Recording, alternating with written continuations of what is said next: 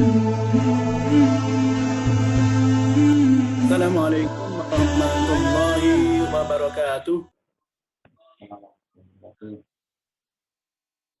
Alhamdulillah alladzi ba'atsa fil ummiyina rasulan minhum yatlu 'alaihim ayatihi wa yuzakkihim wa yu'allimuhumul kitaba wal hikmata wa in kanu min qablu lafi dhalalin mubin.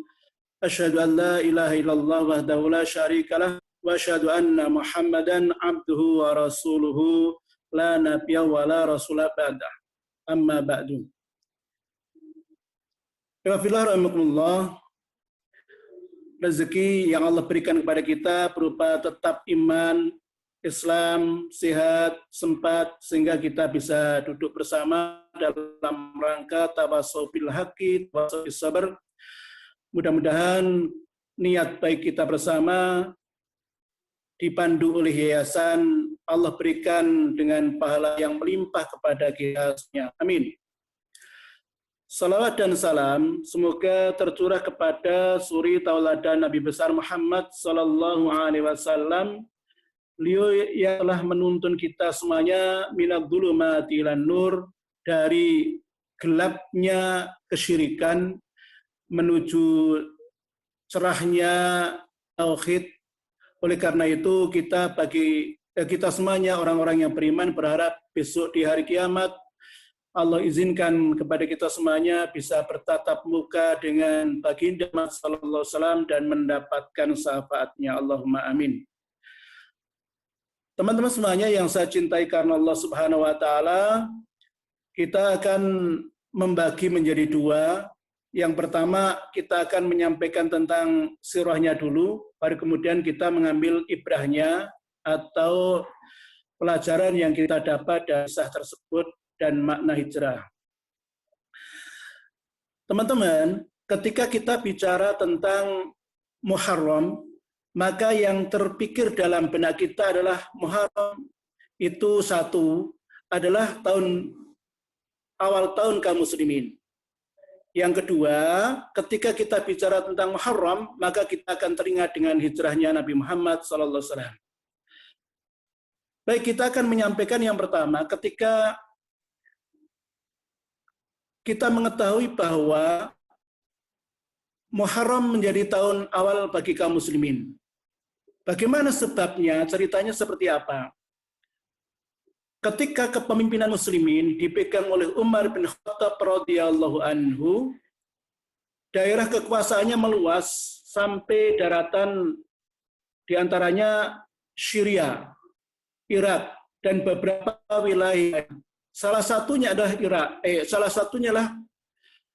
Syria. Syria itu meliputi Palestina, Syam, Lebanon. Nah, ketika salah satu gubernur namanya Abu Musa al-Asy'ari, beliau menyampaikan kepada Amirul Mukminin bahwa ada surat yang sampai kepada beliau tetapi tidak tahu tahun berapa. Tanggalnya ada, bulannya ada, tapi nggak tahu tahunnya kapan. Karena itu menyampaikan kepada Amirul Mukminin agar kaum muslimin mempunyai penanggalan dan mempunyai tahun. Karena bangsa Romawi mereka mempunyai penanggalan. Akhirnya kemudian Umar bin Khattab mengumpulkan para sahabat-sahabat senior, diantaranya Utsman bin Affan, Ali bin Abi Thalib, Abdurrahman bin Auf, duduk bersama Umar bin Khattab. Maka kemudian disampaikan bagaimana kita ingin memiliki tahun yang menjadi awal penanggalan di kalangan kaum muslimin. Satu pendapat menyampaikan kita ambil dari kelahiran Rasulullah. Kedua, pendapatnya adalah kita mengambil dari hijrahnya Rasulullah. Kedua mengambil dari Rasulullah menerima wahyu. Dan yang ketiga adalah dari hijrahnya Rasulullah. Dari tiga pendapat ini kemudian dioleh para sahabat, yang pertama adalah mengambil wafatnya Rasulullah. Mengambil tentang kelahirannya Rasulullah. Ini pendapat ini para sahabat mayoritas nggak sepakat karena ketika Rasulullah lahir itu tidak punya pengaruh terhadap perkembangan Islam. Maka kemudian pendapat tentang lahirnya Rasulullah itu tidak dipakai. Pendapat kedua tentang Rasulullah di Gua Hira menerima wahyu pertama. Ketika menerima wahyu pertama, sejauh mana perkembangan Islam? Ternyata Islam tidak berkembang pesat karena masih awal dakwah, banyak penentangan dari orang-orang kafir Quraisy. Akhirnya pendapat kedua pun ditolak oleh musyawarah. Dan pendapat ketiga ini adalah pendapat mengambil hijrahnya Rasulullah, karena setelah Rasulullah hijrah, Islam betul-betul berkembang sangat pesat. Ini kesepakatan yang dilakukan oleh para sahabat Rasulullah. Dengan demikian menjadi ijma' para sahabat bahwa awal tahun diambil dari Muharram. Pertanyaannya adalah, apakah Rasulullah hijrah di bulan Muharram? Dalam kitab-kitab, dalam buku-buku yang kita baca, ternyata Rasulullah bukan di bulan Muharram berhijrah. Beliau hijrah di bulan Safar, tepatnya tanggal 27 Safar. Kemudian mengambil Muharram menjadi awal penanggalan dan awal tahun kaum muslimin. Memang teman-teman semuanya, Rasulullah itu sudah menyampaikan kepada para sahabat agar mereka semuanya hijrah ke Madinah. Di bulan Muharram sudah mulai. Maka kemudian para sahabat bergelombang, berkelompok-kelompok, di antaranya yang kuat, mereka membawai orang-orang yang lemah. Jadi setiap orang yang kuat membawai orang-orang yang lemah. Maka kemudian gelombang-gelombang para sahabat mereka hijrah ke Madinah. Di antaranya kita bisa menemukan kisahnya Ummu Salamah bersama suaminya Abu Salamah. Kita nggak akan menceritakan karena waktunya nggak cukup. Kita juga mengetahui bagaimana hijrahnya Suhaib bin Sinan atau Suhaib Ar-Rumi. Bagaimana beliau meninggalkan Mekah dengan unta yang jumlahnya 10 penuh dengan barang-barang yang berharga, tetapi di tengah perjalanan kemudian di-stop oleh orang-orang Quraisy agar unta dan barangnya itu diberikan kepada orang-orang Quraisy. Maka kemudian Suhaib beliau ke Madinah dengan berjalan kaki. Kita sampaikan jarak antara Mekah sampai Madinah kira-kira antara 400 sampai 500 km.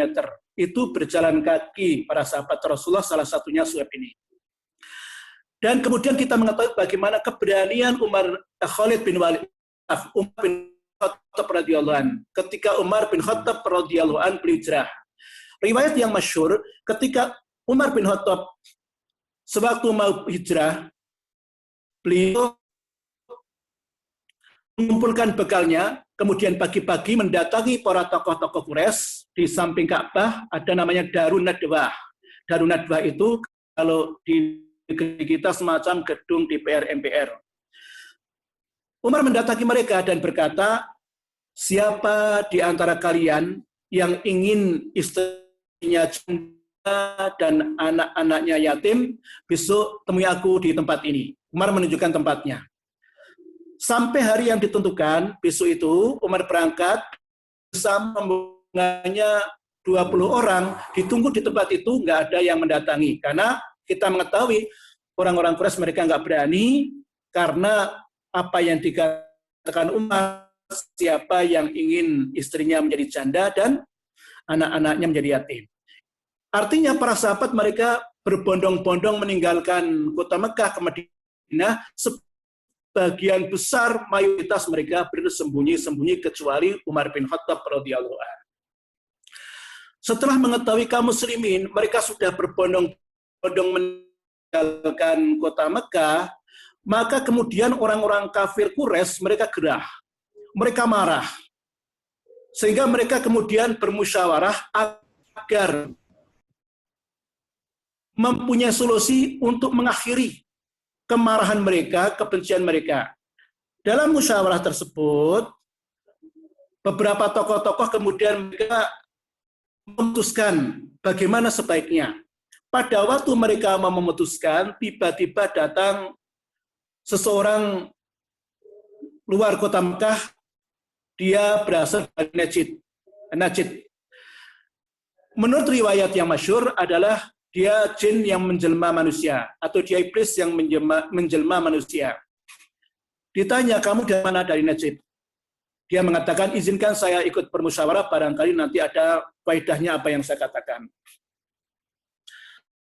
Maka kemudian musyawarah menyampaikan gimana pendapat di antara kalian terhadap Islam dan Muhammad, maksudnya Sallallahu Alaihi Wasallam. Pendapat pertama mengatakan Muhammad itu sebaiknya kita usir dari Mekah. Maka kemudian orang Najd tadi mengatakan, kalau Muhammad diusir, kan kita tahu bagaimana Muhammad itu. Dia orangnya lemah lembut, ramah tamah, kata-katanya memukau, orang akan jatuh hati kepadanya. Dan akan menyebabkan orang berbondong-bondong masuk Islam, ketika itu akan menyerang kalian. Kalian nggak mampu. Jangan ini. Kemudian apalagi pendapatnya? Maka kemudian yang kedua mengatakan, kita kurung saja Muhammad, nggak usah diberi makan, biar dia mati. Maka orang Najd itu mengatakan, kalau dia itu dikurung, nanti kalau teman-temannya Muhammad nggak menerimanya, dan keluarga besar Muhammad, Bani Hashim, Bani Abdul Muthalib nggak menerimanya, nanti akan terjadi perang saudara. Ada pendapat yang lainnya. Maka kemudian Abu Jahal mengatakan, aku punya pendapat yang paling brilian. Pendapatku adalah kumpulkan pemuda-pemuda yang pemberani dan kita asah pedang kita bunuh bersama-sama orang-orang yang pemberani tersebut, dan nanti setelah Muhammad mati, atas pedang-pedang kita semuanya, nanti keluarga besar Bani Abdul Muthalib tidak berani menuntut balas karena kita membunuhnya bersama-sama. Dan pendapat ini yang disetujui. Setelah musyawarah selesai di pagi hari itu, maka kemudian mereka bersiap-siap nanti malam untuk mendatangi rumahnya Rasulullah.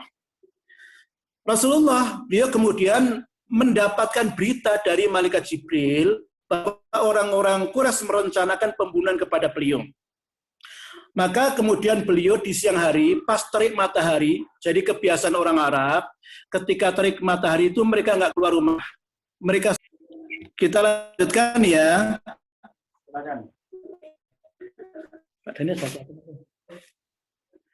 Baik teman-teman semuanya,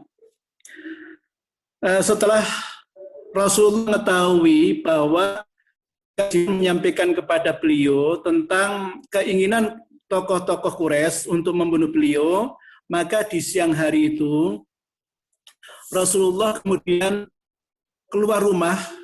Dan kita harus ketahui teman-teman, kalau keluar rumah itu biasanya jarang dilakukan oleh orang-orang Quraisy di siang hari karena terik matahari. Rasulullah meninggalkan rumah kemudian pergi ke rumahnya Abu Bakar. Pada waktu Rasulullah ke tempatnya Abu Bakar, kemudian mengetuk pintu, ditanya, apakah engkau Rasulullah? Iya. Abu Bakar kemudian menyampaikan, ada apa ya Rasulullah? Rasulullah menyampaikan hijrah. Abu Bakar bertanya, sama siapa ya Rasulullah? Sama kamu. Sama saya ya Rasulullah. Iya. Abu Bakar sangat-sangat berbahagia ketika mendengarkan Rasulullah mengatakan begitu. Kenapa? Karena Abu Bakar sebelumnya sudah bertanya, ya Rasulullah, kapan saya diizinkan hijrah? Kapan diizinkan hijrah? Tetapi kemudian Rasul mengatakan sabar. Dan ternyata hari itu Abu Bakar mendapatkan kemuliaan hijrah bersama Rasulullah SAW. Kemudian Rasulullah dan Abu Bakar merencanakan bagaimana nanti keberangkatannya. Di antaranya yang disiapkan oleh Abu Bakar dan Rasulullah, satu, nanti mempersiapkan alur perjalanan. Kedua, mempersiapkan nanti berhenti di mana. Ketika makanan nanti akan diberi atau mendapatkan jatah untuk makanan tersebut. Akhirnya Abu Bakar menyuruh putranya namanya Abdullah yang mengetahui informasi nanti diberikan berita itu kepada Abu Bakar dan Rasulullah. Kedua, Asma binti Abu Bakar. Asma itu beliau dalam keadaan hamil 7 bulan. Mendapatkan perintah untuk mengirim langsung makanan kepada Abu Bakar dan Rasulullah. Nah selesai, kemudian Rasulullah malam hari itu Rasulullah biasanya tidur, tetapi karena mendapatkan perintah Jibril untuk tidak tidur, maka tidak tidur. Rasulullah kemudian menyampaikan kepada Ali bin Abi Thalib, Ali, tidurlah kamu di kamarku, berselimutlah dengan selimut. Kita tahu teman-teman semuanya, Ali menerima tugas Rasulullah dan kita tahu bagaimana risikonya. Apa risikonya? Mati. Tapi ceritanya Rasulullah beliau lakukan. Rasulullah kemudian beliau membuka pintu, ketika membuka pintu kemudian beliau menggenggam pasir.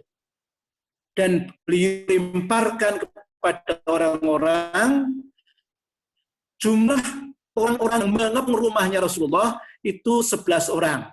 Di antaranya Abu Jahal dan Abu Lahab. Kita kenal si Abu Lahab lamanya Rasulullah. Ikut mereka.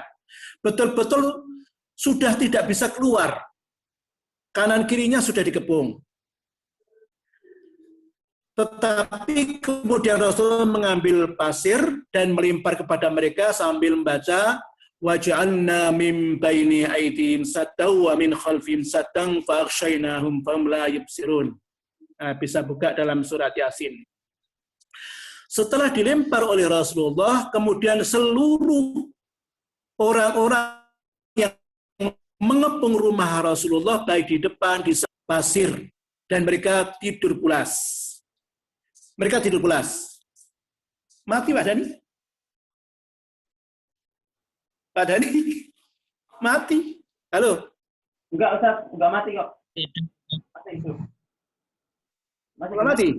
Ya, teruskan. Baik. Nanti kalau mati, nyampaikan ya. Ya, siap.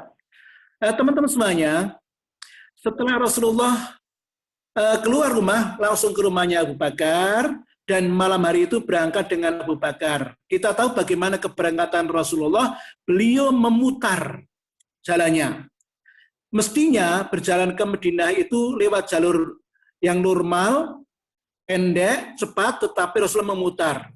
Misalnya begini, kalau kita berjalan ke Semarang, mestinya kita mengambil, kalau kita di Paraan ya, mengambil Paraan, Bulu, atau Kedu, sampai Temanggung, kemudian Keran. Mestinya begitu, sampai ke Semarang. Tetapi, ternyata kita ngambil kemana? Wonosobo, Purbolinggo, nanti sampai Pekalongan, seterusnya Semarang. Ini kan memutar sangat jauh. Dan itu dilakukan Rasulullah, tujuannya agar orang-orang kafir tidak mengetahui Rasulullah berjalan ke Madinah. Ini namanya taktik. Ini namanya salat. Dan Rasulullah kemudian beliau berhenti di Gua Sur.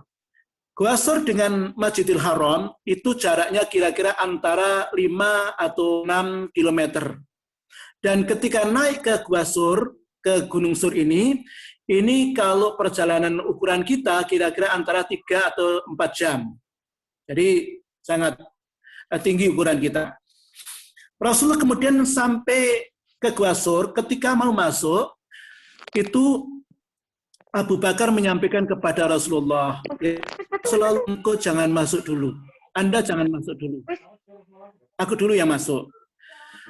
Di malam hari itu kemudian Abu Bakar masuk, setelah masuk melihat di dalamnya, dan beliau mengambil baju mantelnya, kemudian disobek-sobek. Setelah disobek-sobek, kemudian sobekan-sobekan baju itu kemudian digunakan untuk menutup lubang-lubang yang ada dalam gua. Setelah selesai, maka kemudian beliau mengatakan, ya Rasulullah, silakan Anda masuk. Rasulullah kemudian beliau masuk. Setelah Rasulullah masuk, kemudian Rasulullah kan lelah, riwayat yang masyhur, beliau kemudian masuk ke dalam gua, dan beliau tidur. Ketika beliau tidur, itu kepala Rasulullah berbantal dengan pahannya Abu Bakar. Jadi Abu Bakar pahannya digunakan untuk kepala Rasulullah. Rasulullah tidur dengan pulas. Tetapi ketika beberapa waktu berikutnya Abu Bakar melihat ada lubang yang ternyata belum ditutup oleh Abu Bakar. Maka kemudian Abu Bakar segera menutup dengan kaki beliau atau dengan jempol kaki beliau dan tertutuplah lubang tersebut.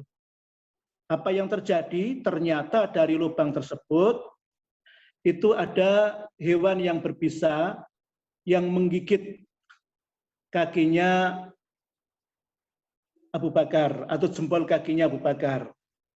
Abu Bakar menahan sakit. Ya, ketika menahan sakit kemudian beliau tidak ingin bergerak karena khawatir Rasulullah terbangun.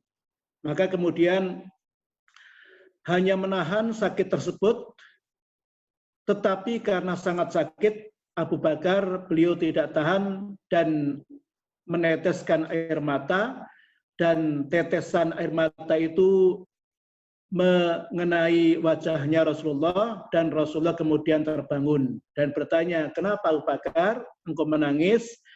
Abu Bakar kemudian menjawab, ya Rasulullah, jempol kakiku disengat oleh hewan. Maka kemudian Rasulullah melihat dan beliau meludahi ludah yang barokah, maka kemudian sembuh sakitnya Abu Bakar. Maka dalam sebuah riwayat Abu Bakar itu ketika disengat hewan dan diludahi Rasulullah setelahnya sembuh, tetapi Abu Bakar itu kalau bernafas, nafasnya itu seperti bau sapi digoreng. Sapi dibakar, seperti bau sate. Itu napasnya Abu Bakar. Nah, sekarang teman-teman semuanya kita lihat bagaimana kondisi yang berada di rumahnya Rasulullah. Pagi hari mereka orang-orang Quraisy terbangun. Ketika mereka terbangun, maka kemudian mereka mencoba lihat kamar Rasulullah. Tiba-tiba mereka melihat Ali bin Abi Thalib bangun dari tempat tidur. Kagetlah mereka, kemudian mereka merasa masuk dan memukuli Ali, ditanya di mana Muhammad dan sebagainya. Ali nggak menjawab, kemudian Ali dibawa ke samping Ka'bah, diinterogasi tetap nggak jawab. Akhirnya kemudian mereka datang ke rumahnya Asma binti Abu Thalib. Kemudian tanya Asma, di mana Muhammad SAW? Mereka mengatakan, Asma mengatakan aku nggak tahu. Dan kemudian mereka memukuli Asma sampai anting-antingnya jatuh. Baru kemudian mereka datang ke Mekah dan mereka membuat sayembara, siapa yang bisa menangkap Muhammad SAW akan mendapatkan 100 ekor unta. Itu sayembara mereka. Akhirnya kemudian mereka mengejar Rasulullah.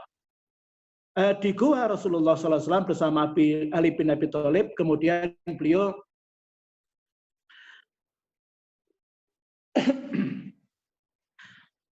itu mendapatkan ransum makanan yang dibawa oleh Asma. Asma membawa makanan dan ketika naik itu Asma sampai beliau menggunakan selindangnya dirobek jadi dua, yang satunya untuk menahan perutnya yang hamil 7 bulanan dan kemudian yang satunya digunakan untuk menggendong makanan untuk Rasulullah dan Abu Bakar. Kemudian dikenal dengan nama Tunikotain, orang yang mempunyai 2 ikatan. Ini namanya Asma atau julukannya Asma. Dan itu kemudian Rasulullah di Gua Suri itu selama 3 hari, yaitu hari Jumat, Sabtu, Ahad, dan kemudian beliau berangkat ke Madinah. Setelahnya perjalanan ke Madinah, satu riwayat dikatakan Rasulullah kira-kira antara 8 harian.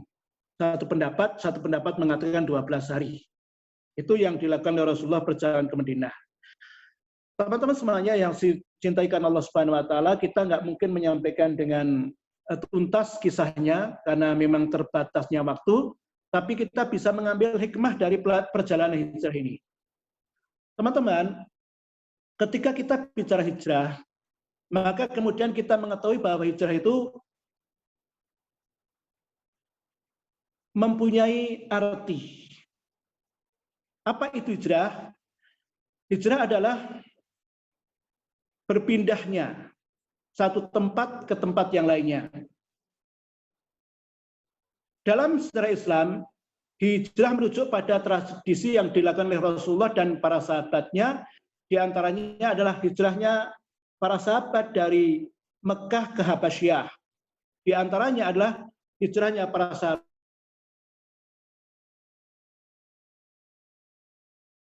ini yang kita kenal dengan nama hijrah, perpindahan dari satu tempat ke tempat yang lainnya. Teman-teman semuanya, kalau konteks untuk sekarang ini, apakah kita juga masih relevan untuk hijrah ini? Nah, tinggal kondisinya seperti apa. Makanya kemudian ulama menyampaikan tentang hijrah ini, diantaranya yang disampaikan oleh Ibnu Qasim, beliau menyampaikan inti dari bertakwa itu sendiri adalah hijrah. Jadi orang yang hijrah menunjukkan inti dari bertakwa kepada Allah Subhanahu wa taala. Ibnu Qasim dalam risalah atau kitab yang beliau tulis menyatakan hijrah yang hukumnya fardu ain adalah menuju kepada Allah dan Rasul-Nya. Jadi orang yang dimaksud dengan hijrah yang benar adalah dia meninggalkan suatu tempat ke tempat yang lainnya dalam rangka untuk mendekatkan diri kepada Allah dan Rasulullah. Kita ambilkan pendapat-pendapat para ahli sejarah. Di antaranya mereka mengatakan bahwa setidak-tidaknya atau kemudian dikerucutkan hijrah itu menjadi dua. Hijrah itu menjadi dua. Satu, hijrah makaniyah. Hijrah makaniyah, yaitu meninggalkan suatu tempat. Meninggalkan suatu tempat. Di antaranya adalah misalnya hijrahnya para sahabat dan Rasulullah itu ke Madinah. Atau hijrahnya seseorang yang meninggalkan wilayah yang penuh dengan kekufuran menuju wilayah yang penuh dengan ketaatan kepada Allah. Atau hijrahnya dari negeri satu, negeri yang penuh gejolak, ke negeri yang aman. Atau dari wilayah yang penuh dengan wabah menuju wilayah yang di situ adalah daerah yang sehat. Nah, itu yang disebut dengan hijrah. Maka kemudian ada pendapat ulama, apakah seandainya seseorang itu dia berada di wilayah yang penuh dengan kemaksiatan atau pendosa, kemudian dia tinggal di situ bagaimana? Ulama menyampaikan, seandainya dia berada di tempat situ dan kemudian berfaedah keberadaan dia di situ, artinya dia ketika di situ itu nanti bisa membuat orang-orang itu akhirnya taat kepada Allah, mengikuti agama Allah, maka hijrahnya dia, maka tidak hijrahnya dia itu lebih baik daripada hijrah. Karena ketika dia di situ, tetapi kemudian bisa membuat perubahan, menjadi orang-orang yang tidak taat menjadi taat, itu adalah lebih baik. Tetapi jika dia tidak mampu untuk merubah orang-orang yang berbuat maksiat, pendosa, itu hijrah itu lebih baik daripada kemudian dia terkontaminasi akidahnya atau kemudian ikut bermaksiat bersama mereka. Itu yang kita kenal dengan nama hijrah makaniyah. Kemudian yang kedua adalah hijrah maknawiyah, hijrah secara makna. Maka disampaikan hijrah secara makna itu ada beberapa urut-urutannya. Ulama menyampaikan ada 4 hijrah secara makaniyah. Yang pertama, hijrah i'tiqadiyah, yaitu hijrah dengan keyakinan. Berarti hati ini. Iman bersifat fluktuatif, kadang naik, kadang turun. Kadang mencapai puncaknya, kemudian kadang menurun karena fluktuatif tersebut. Karena itulah, maka ketika orang-orang yang dia etikotnya khawatir kena kontaminasi dengan syirik atau kemusyrikan, maka yang paling baik dia adalah hijrah dengan total pada dirinya, baik dia hijrah dengan makaniyah atau dengan maknawiyah, yaitu etikotnya. Etikotnya itu gimana? Oh, kemarin itu saya berkecimpung dengan teman-teman orang yang mereka suka dengan kesyirikan, melakukan begini-begini. Maka ketika dia hijrah, etikotnya kemudian berubah. Oh, ternyata ini salah ya. Maka kemudian dia meninggalkan perkara tersebut. Ini secara etikot. Kemudian yang kedua adalah hijrah fikriyah, yaitu hijrah secara pikirannya, ya, fikrohnya, pemikirannya. Maka seiring dengan perkembangan zaman, kemajuan teknologi, dan derasnya arus informasi, seolah-olah dunia itu tanpa batas. Berbagai macam informasi dan pemikiran dari belahan bumi bisa kita lihat atau kita dapatkan dengan akses online. Dunia yang kita tempati saat ini sebenarnya telah menjadi medan perang yang kasat mata. Medan perang yang ada, tapi tak disadari oleh kita semuanya. Maka sesungguhnya genderang perang yang telah ditabuh oleh musuh-musuh Islam kepada kita sebenarnya sudah berada di depan mata kita, yang kita kenal dengan nama Ghazwul Fikr, ya, Ghazwul Fikr atau perang pemikiran. Tak heran berbagai pemikiran telah tersebar di medan perang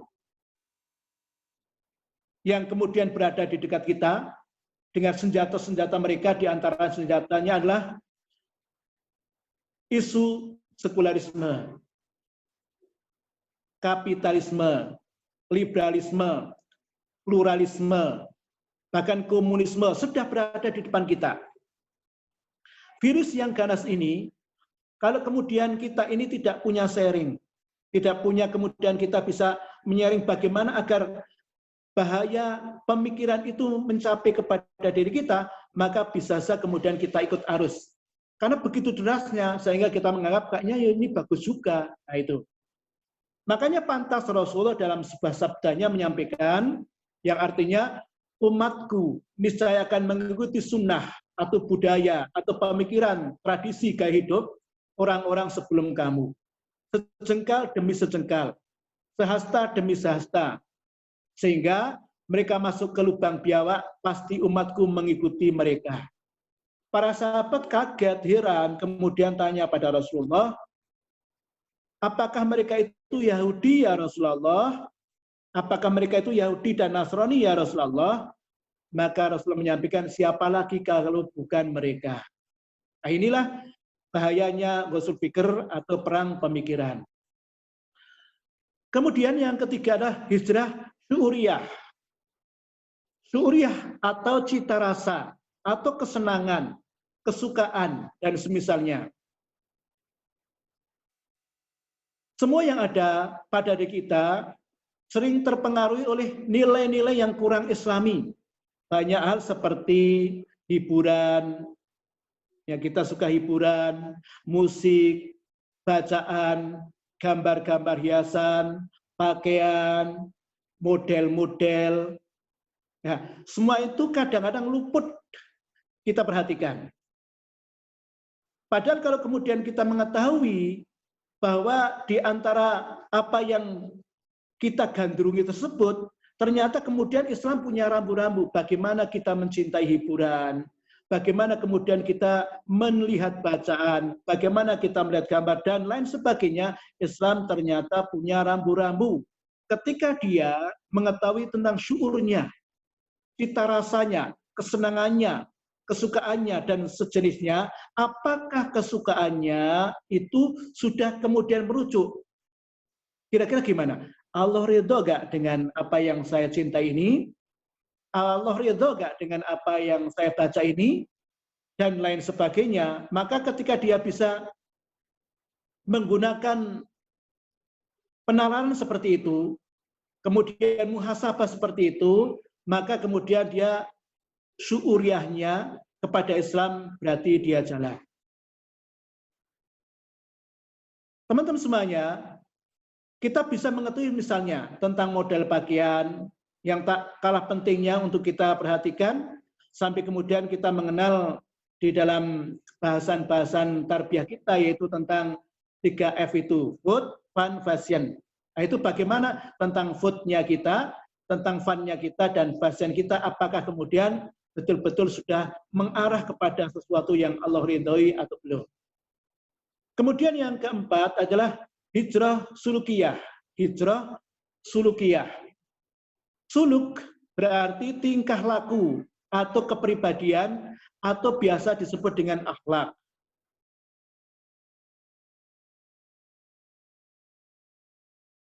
Kepribadian manusia tidak terlepas dari pergeseran nilai.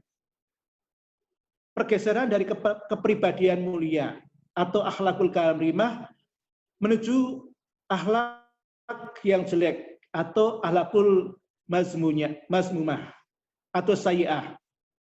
Sehingga tidak aneh jika bermunculan berbagai macam tindakan amoral, asosial, dan lain sebagainya, diantaranya pencurian, perampokan, pembunuhan, pelecehan, pemerkosaan, dan lain-lain, karena mereka adalah orang-orang yang akhlaknya itu memang dia tidak mengikuti apa yang diperintahkan oleh Rasulullah SAW. Dengan demikian teman-teman semuanya, maka kemudian kalau kita simpulkan dari apa yang kita sampaikan ini adalah kita mengetahui bahwa hijrah untuk ukuran kita kayaknya yang paling pas untuk saat ini adalah hijrah maknawiyah, bukan makan. Karena kondisi negeri kita adalah kondisi yang aman. Maka kemudian kita menggunakan hijrah yang maknawiyah. Teman-teman semuanya yang saya cintakan Allah Subhanahu wa taala, maka ketika kita menyampaikan tadi, kerangka tadi, maka kemudian bagaimana tips kita di zaman sekarang ini agar kemudian kita itu hijrahnya itu betul-betul baik, istiqomah, dan kemudian beramal jama'i. Kalau kita mengetahui di lembaga kita yang kita duduk bersama ini, sesungguhnya wajah kita atau yayasan kita selalu menyampaikan pentingnya tarbiyah, pentingnya liqa. Kenapa? Agar kemudian kita terpantau. Di situ ada namanya qiyadah dan jundiyah, ada pemimpin dan tentara, ada panglima dan tentara. Kenapa? Ketika ada pemimpin dan bawahan, ada panglima dan tentara, kita berharap kemudian antara pemimpin dan bawahan itu, maka kemudian bersinergi, mereka bersama-sama mengegulkan satu nilai-nilai apa? Nilai-nilai membudayakan, menciptakan bahwa hati kita itu ada isi ruh, yaitu kecintaan kepada Allah dan Rasul-Nya. Itu yang dipupuk oleh kita semuanya. Sehingga ketika melakukan suatu kegiatan, maka kemudian antara pimpinan dan bawahan, antara mungkin sebut yayasan atau jamaah ini merasa nyaman. Si fulan melakukan itu, insya Allah mereka kerangkanya adalah kerangka dakwah dan lain-lain. Teman-teman semuanya, kemudian agar hijrah ini bisa istiqomah, maka kemudian harus kita lakukan diantaranya niat yang tulus. Niat yang tulus. Karena niat inilah yang menjadi awal dari segala sumber. Kita tahu hadisnya, innamal a'malu binniyat, dan terusnya itu menyampaikan tentang nilai hijrah. Bahkan dalam sebuah riwayat yang kita temukan, Abu Bakar radhiyallahu an sampai diceritakan oleh seorang ulama namanya Ibnu Qudamah, sampai menyampaikan, Abu Bakar itu beliau mendapatkan kemuliaan yang paling tinggi di kalangan para sahabat. Dia itu adalah orang yang paling mulia setelah Rasulullah. Itu menurut Ibnu Qudamah adalah bukan karena beliau ahli ibadah, ahli sholat, bukan.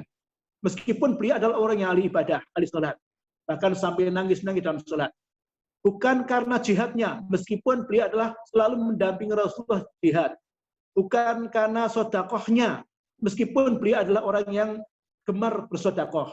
Menurut Ibnu Qudamah, beliau mendapatkan posisi yang sangat mulia di dalam Islam, itu karena tulusnya, ikhlasnya beliau bersama Rasulullah. Karena ini ketulusan, karena hati yang bersih. Itulah yang menempatkan Abu Bakar melebihi para sahabat yang lainnya.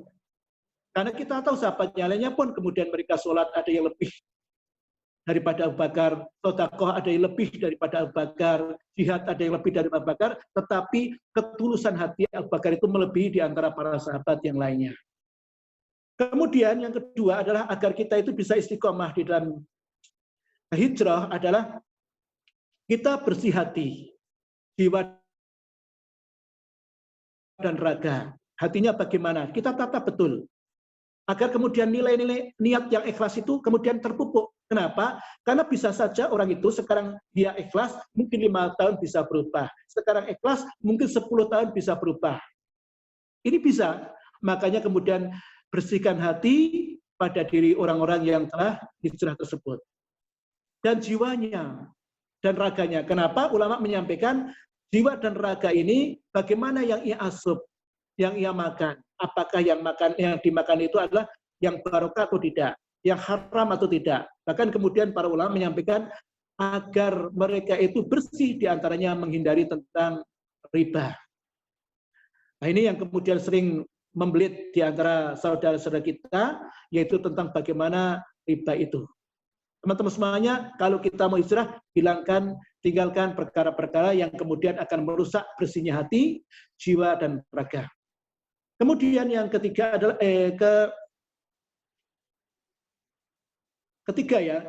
yang ketiga adalah mempelajari Al-Quran dan mengamalkannya. Belajarlah Al-Quran dan mengamalkan Al-Quran.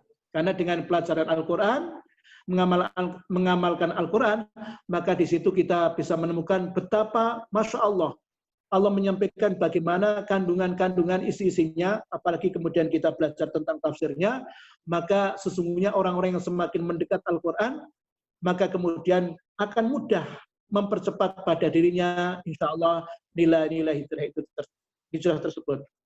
Dan kemudian yang terakhir adalah berdoa kepada Allah Subhanahu wa Ta'ala, karena doa ini mestinya yang selalu kita panjatkan kepada Allah Subhanahu wa Ta'ala.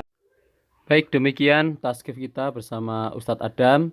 Mohon maaf Ustadz-ustadzah sekalian jika banyak terputus karena beberapa persoalan, insya Allah di taskif ke depan akan kita perbaiki. Terima kasih telah berkenan menyimak taskif pada kesempatan kali ini, dan saya mohon maaf atas segala kekurangan. Wassalamualaikum warahmatullahi wabarakatuh.